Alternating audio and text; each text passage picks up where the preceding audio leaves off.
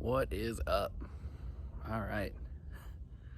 It's a day that I've been dreading for a minute. How many of your driveways look like that with your 4Runner? I know mine does. All right, so today we're working on the transfer case. As you can see, the actuator is leaking. So it's got to come out. So that's what we're working on today.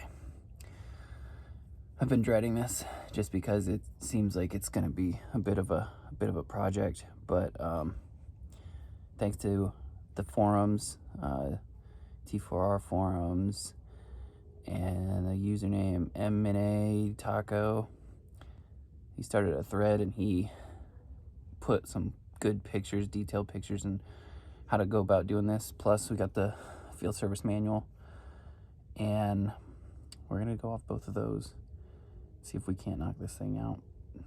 But you know, this is not really a how-to guide so much as this is how I'm gonna do it.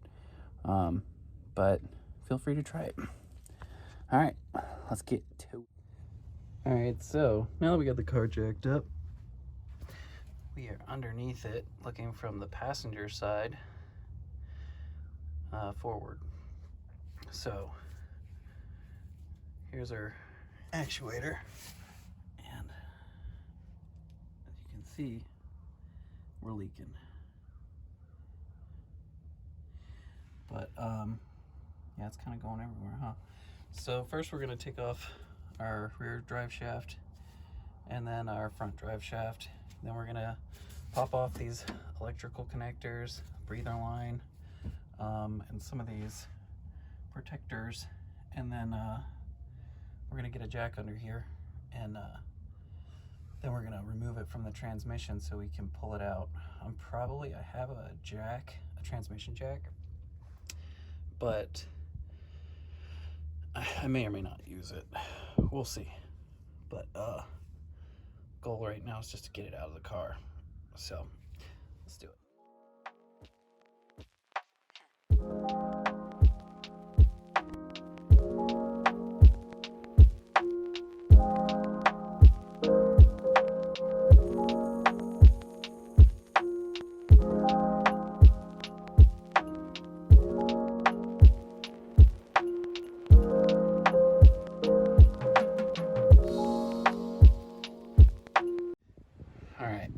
So we got the rear axle off. The front one is undone. We got the plug undone.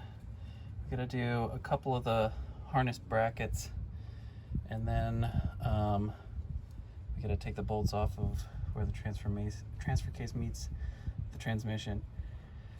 And then we're almost out. You can see here my breather line. I think that's my breather line. I don't know where it's connected to because it's on top, but it's just laying there. So we'll see what that's about here in a few. All right, let's keep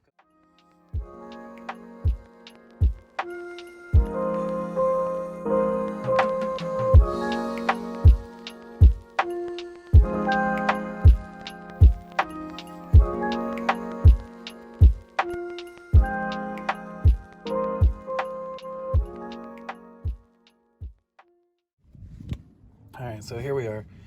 We got the fluid drained down here.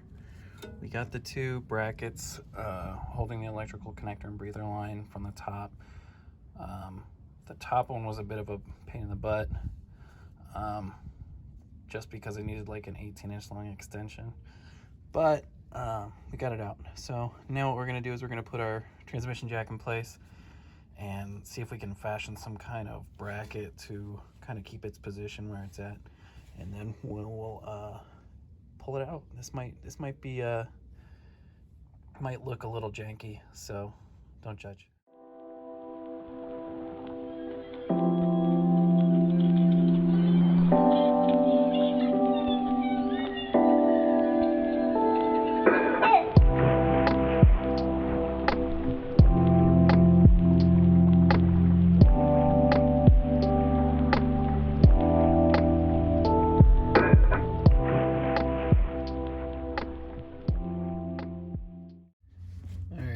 so all the bolts are out. Snapped one of them, as you probably saw.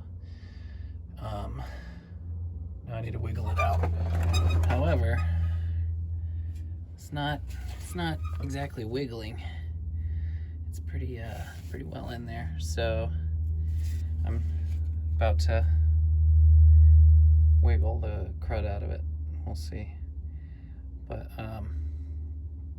yeah, once I got the last bolt out, it started cracking open, but I think that's because I had some weight on the jack.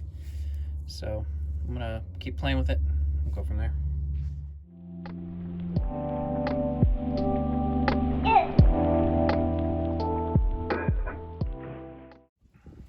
All right, well, the old transmission jack is too tall.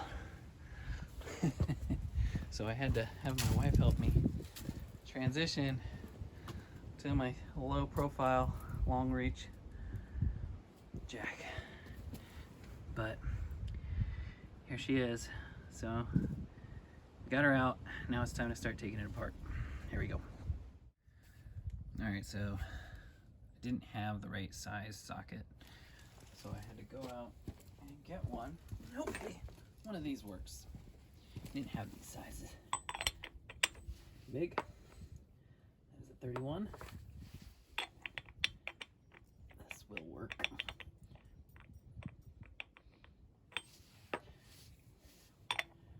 That will not. All right. Let's make it happen.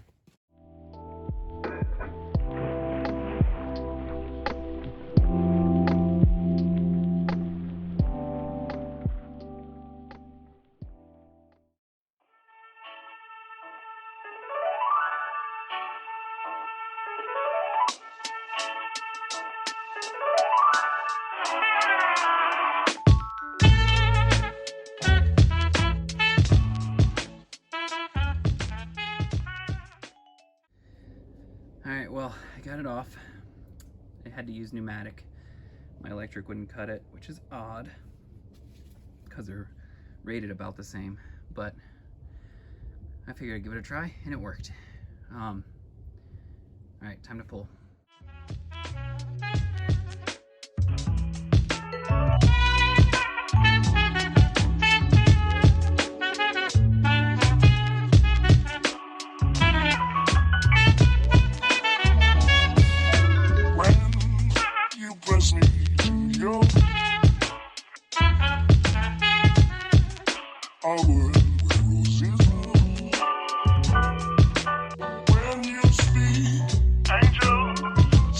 From above, every day would seem turning into love song.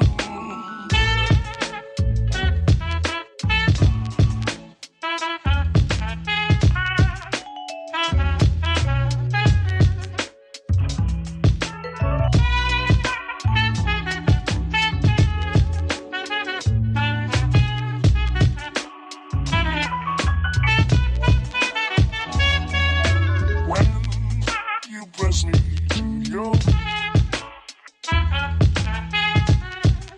world where roses grow.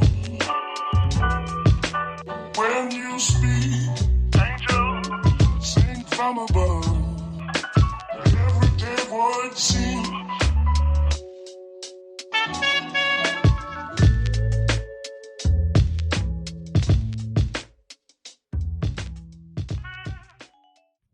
Alright, quick little rundown. I'm almost out of battery. These little seals for these two shafts are a pain in the butt. I had to take picks, really sharp picks, and tiny needle nose pliers because they're metal in the inside, and then there's a spring in there and everything. But they fit good. You have to tap them in a little bit. Ideally, you use like a pipe that's equally, has the same diameter, or you use, I just used a flat tap or a punch and tapped it down. Then I put two seals, not one, but two, because they're big enough. There's enough room for two. So I'm gonna use two. And then screwed it back on. And now we're gonna reassemble. All right. All right, so this is our hot mess right now. Yeah, we're gonna start probably assembling this here in a few, but we gotta clean up these edges. It looks like somebody has in the past. And then we gotta dry out as much as we can some of this stuff and still clean up those edges too. And then once we get everything tidied up, we'll put on our needle bearings, and there should be a spacer. It's not, there's one, but there might be one, I think, in there still. So we're gonna keep going. I put this rag around here for when I clean it, so no, we don't get any kind of shavings or anything or grit or anything in here. Probably gonna get a couple more rags and throw them around there so I don't make a mess of it. But